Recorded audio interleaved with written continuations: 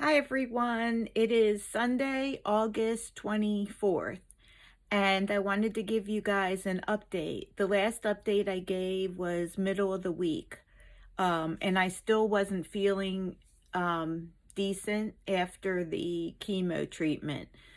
But by yesterday was the first day when I got out of bed, the burning in my body did not increase dramatically. Also, I wasn't in a lot of pain in my legs. I get a lot of like bone pain in the legs as well, after the treatment sometimes. So yesterday I was actually feeling pretty decent. And so when Mark had to go out, my husband had to go out on an errand. I said he had to go to the post office. I said, you know what? I'll go for the ride with you, which is something I normally wouldn't do, but I wanted to get out of the house and just go for that ride. And I thought, I'll be well enough to do that. And this way we could also take the dog with us. We can take her. And so we ended up going to the post office, and right by the post office is downtown in the town where we live. And they were having like a fair. It was a fair for like different companies to talk about their businesses, like a health fair for different health companies. So Mark talked to somebody that does physical therapy. I stopped by a booth about sleep apnea, um, and looked into information about that for some family members. And then there were also some booths with food, etc. So we ended up walking around that booth area with our dog Maribel, and I walked for a couple of blocks, and I felt okay doing it. Now we walked around and then got back in the car and left. I'd say we walked for maybe 20 to 30 minutes. Slowly. We were stopping at booths and looking at things and buying, maybe 30 minutes. And so I was really happy. I actually got tears in my eyes. I was so happy to be out among people and in a safe environment because I was outside. So, and the wind was blowing. And so I did not have to feel the need to wear a mask. And so I could just be among people. And as long as I didn't like go right up in their faces, I knew I could, interact and I don't just be outside and enjoy the weather too. It was about 78 and sunny. So, I mean, how often is it like that in August in Pennsylvania? So we were very fortunate to have nice weather. Then we went and we stopped at the park on the way home, and I did a half a mile. I walked, it's a 1/2 mile loop. And Mark, he was like, are you sure? Because if you get halfway around the loop and you can't go anymore, what are we going to do? You know? And I was like, I think I can do it. Let's just go slow. And so we walked really slow and took our time. And I was exhausted at the end, and my legs did hurt by the end and everything. But I was so relieved that I was able to do that. And I finally feel like now I'm on the upswing. And so I was thrilled. I also, you'll see a video I put up. I had enough energy to make the fried zucchini with Mark again. That was something that we had made before I had gotten the most recent, like, couple of chemo doses. And I had been knocked down a bit and not able to like make it with him, but I felt well enough to make the zucchini and was able to do that. So I decided to make a video and post how we do that for people to see, especially because our kids like it. And I decided to post like all of my kids. My kids love the kibbe and the fried zucchini. So all of my kids' favorite recipes, I'm going to post to YouTube. And it's great if people enjoy them and love them. But I'm doing it so that my kids will have a reference spot to go to for, if they need a recipe.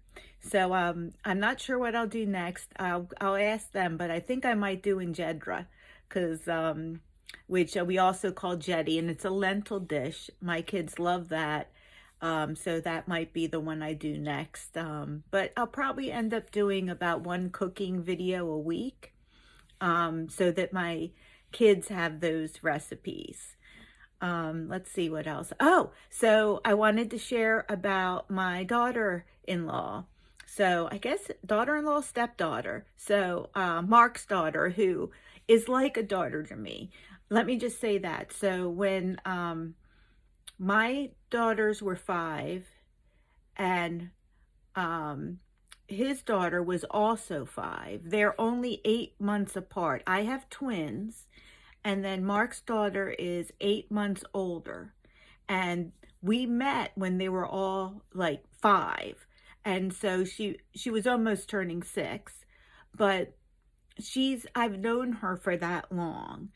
And we did take about 4 years to move in together, and become a family, because we wanted to make sure that everybody was happy and good as much as we could. So we did like family counseling and kid counseling, etc., to be able to have the best chances of integrating the family and having the children do the best with it. So after we decided we wanted to be together, after like a year, we made a plan, and it took like 3 more years. But anyway, so that's so we've been living together since she was 9. So we're very close, and I was worried, but I found out, thankfully, I didn't hear from her, but I found out through Mark that all she got was like a little rash, and that was all. She barely got any symptoms, and that was probably from something else, but maybe because she had COVID, it made it come out a little more or something, because she said it could have been an allergy rash. But she's still testing positive. So she's staying at her boyfriend's family's house. It's so wonderful. They're letting her stay there. And her school starts a little late, so she'll probably be over it by the time school starts. If you guys really want to do something, please pray that she starts testing negative, so that she can get back to work, she can get her stuff packed up, and that she can feel safe going to school and not have to worry about. Her mom had also had cancer, and so her mom also has to be very careful. So I don't want her to worry about anything. So if you guys would pray for Mark's daughter, I guess, I think I said her name in the video, and I think it's okay. Brooke, if you can pray for her to get over this thing and have a safe and wonderful trip to college with her mom, I would really appreciate that. So she is, she's back around in the area, but being very careful, staying away from me, and staying at her boyfriend's house. And my twins are safely up at college. I was not feeling well enough to go with them for the trip to college, so I was a little disappointed, because I like to see their dorm room and everything. But Mark went and followed them up, and so he helped them move in. I mean, I cannot say enough about the man that I married, about enough positive about him, and he is just my rock and this family's rock. And so he helped with that. He helped move them in on Thursday, and then yesterday his son was moving, and he made himself available for that. It turns out that it didn't work out with his schedule, because he's also teaching 2 classes on Saturday. If anybody is interested, Mark teaches eskrima, which is a martial arts from the Philippines where they use sticks to fight. It's pretty cool. And he also teaches kung fu, and he teaches both of those virtually on Saturday if you're interested. So there's a little plug for him. He's a wonderful teacher, so and has so many wonderful recommendations. Anyway, if you can't tell, I'm just in a state of extreme gratitude for Mark, for my other family members, for my friends, for all the prayers that I have been getting, and especially for the people in my life who have not been expecting anything from me, who have let me be me throughout this time. I'm gonna cry, but one thing that is really important if you're a friend or a family member of someone dealing with a difficult illness is that you let them be them. You know, it's going to be hard sometimes, and sometimes, you know, they're going to struggle, and you don't have to solve all the problems. But it's nice if you listen. It's really great if you listen and just say, you know, that must be so hard, or, you know, I'm here to listen. That is the best thing that you can do for somebody who's going through a hard illness, is just listen. You don't need to solve, just listen. So thank you all for listening to me. One of the comments on my last video where I spoke like this said, keep doing these videos, and I agree. I'm going to keep doing them because they are very helpful.